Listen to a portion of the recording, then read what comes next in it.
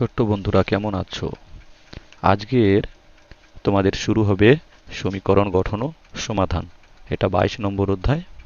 দেখো, এর আগে আমরা বীজগাণিতিক প্রক্রিয়া, বীজগাণিতিক সমীকরণ ও কিছু বীজগাণিতিক রাশিমালা শিখেছি এবং সেখান থেকে আমরা অঙ্ক করেছি।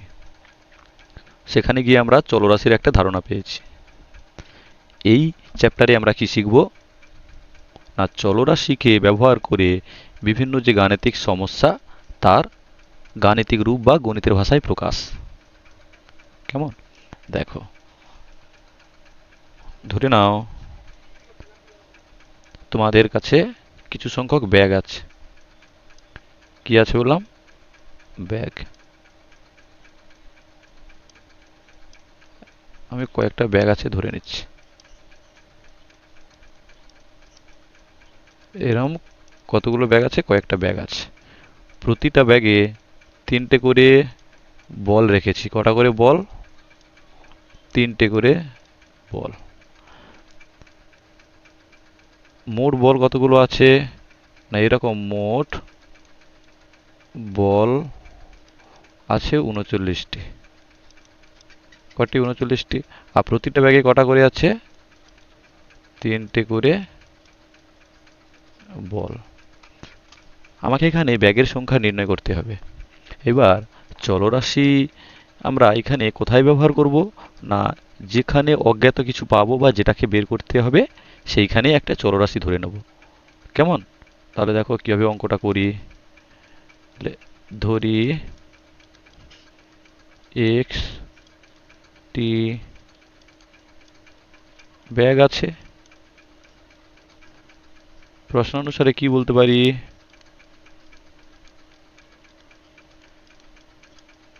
মোট বল সংখ্যা সেটা কি না এই ব্যাগের মধ্যে থাকা মোট বলের সংখ্যার সাথে সমান। তাহলে প্রতিটা ব্যাগে বল আছে তিনটি। আর মোট ব্যাগ কতগুলো? এক্সটি। তাহলে এখান থেকে পেয়ে যেতে পারি মোট বল সংখ্যা 39। বুঝতে পেরেছো? অতএব দিয়ে আমরা কি বলবো? 3x সমান 39। তাহলে দেখো, এটা একটা গাণিতিক সমস্যা ছিল যেটাকে আমরা গণিতের ভাষায় প্রকাশ করেছি। কিসে প্রকাশ করেছি? গণিতের ভাষায়।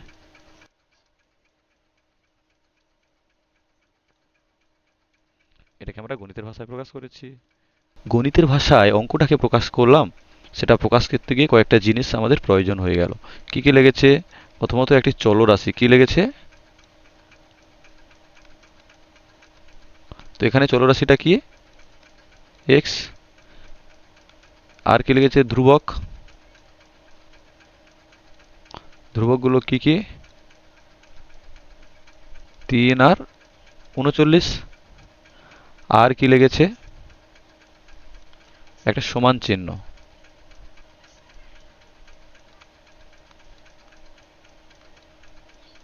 তাহলে আমরা কি বলবো?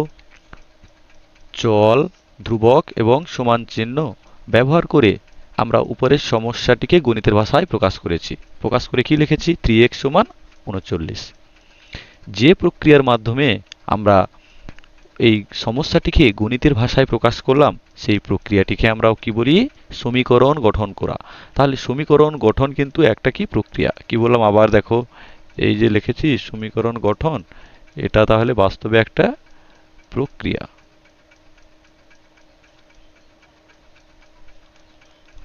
কেমন? এই সমীকরণ গঠন প্রক্রিয়াতে আমরা যেটা পেলাম, কি বললাম? সমীকরণ গঠন প্রক্রিয়ায় যেটা পেলাম বা পেয়েছি সেটাকেই বলবো সমীকরণ। এই সমীকরণে দেখো তো 3x সমান 39। এই সমীকরণে আমরা কি x এর মান জানি? বা প্রথমে যখন ধরেছিলাম তখন কি জানতাম? জানতাম না। তাই আমরা এই সমীকরণে এই x কে আমরা কি বলবো? অজ্ঞাত সংখ্যা। তাহলে তোমরা বলো সমীকরণের অজ্ঞাত সংখ্যাটি হলো চলরাশি। ওকে। এই যে সমীকরণ 3x সমান 39, এই ক্ষেত্রে x এর একটি নির্দিষ্ট মান থাকবে। কটি নির্দিষ্ট মান থাকবে বললাম? একটি। সেই একটি নির্দিষ্ট মানের জন্য সমীকরণটি সিদ্ধ হয়। অর্থাৎ দেখো, এটা সমান চিহ্ন। এই সমান চিহ্নের বাম দিকে আছে 3x, এটাকে আমরা বলি বাম পক্ষ। আর ডান দিকে আছে 39, এটাকে বলি ডান পক্ষ। তাহলে x এর এমন একটি মান দেখো এক্স সমান যদি 12 হয় তখন আমরা কি বলবো? 3 × 12 সমান 36। এটা সমান কি 39 হবে? তোমরা বলবে না, এটা সমান 39 হতে পারে না। তাহলে যদি এক্স সমান কত হচ্ছে?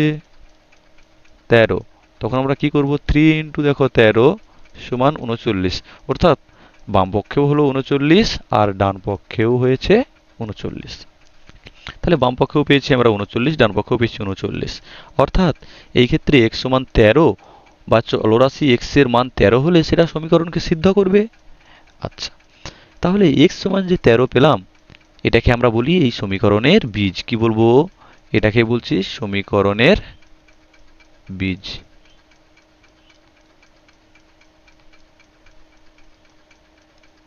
যেমন বীজ থেকে গাছ তৈরি হয়, ঠিক x সমান 13 এটা দিয়েও এই সমীকরণটা তৈরি করা যায়, যদিও সেটা আমরা আরেকটু বড় হয়ে বা পরবর্তী ক্লাসগুলোতে শিখব।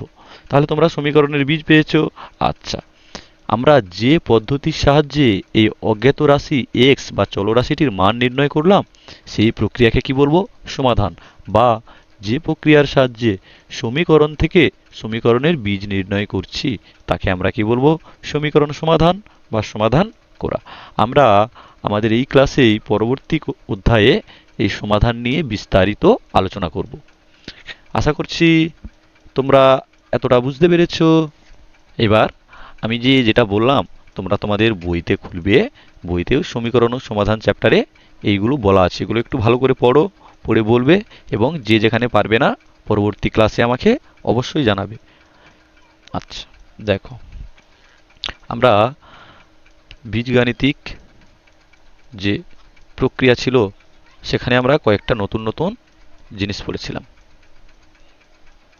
কি কি পড়েছিলাম? হ্যাঁ, যেখানে ওই সূত্রাবলী আছে, বীজগাণিতিক সূত্রাবলী, আর তোমাদের ছিল বীজগাণিতিক প্রক্রিয়া, সূচকের ধারণা, সেইগুলোর কথাই বলছি।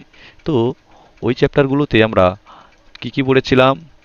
এক্স এর মাথায় যদি কিছু না থাকে তখন আমরা কি ধরে নিই? এক আছে। কি আছে ধরে নিই? এক। তাহলে এই একটাকে বলতাম ঘাত। কি বলতাম? ঘাত। ওকে, দেখো আমরা এই যে সমীকরণটা লিখেছি, কি লিখেছি সমীকরণ? কত? 3x সমান 39।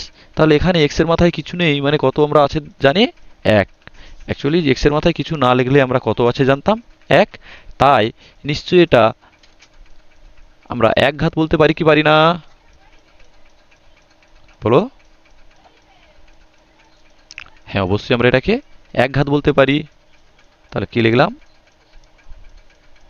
এক ঘাত। আচ্ছা, এই সমীকরণে কতগুলো চলরাশি আছে? না একটাই চলরাশি। দেখো এখানে 3x, x একটাই পড়ে আছে। এখানে কি অন্য কিছু y বাজেট আছে? দেখো সমীকরণে নেই। তাই আমরা এটাকে বলবো এক চল। কি বলবো? না এক ঘাত এবং এক চল, মানে চলরাশির ঘাত এক এবং একটাই মাত্র চলরাশি। তাহলে এক ঘাত এবং এক চল নিয়ে সমীকরণটা গঠিত হয়েছে। তাই আমরা এটাকে কি বলবো? না এক চল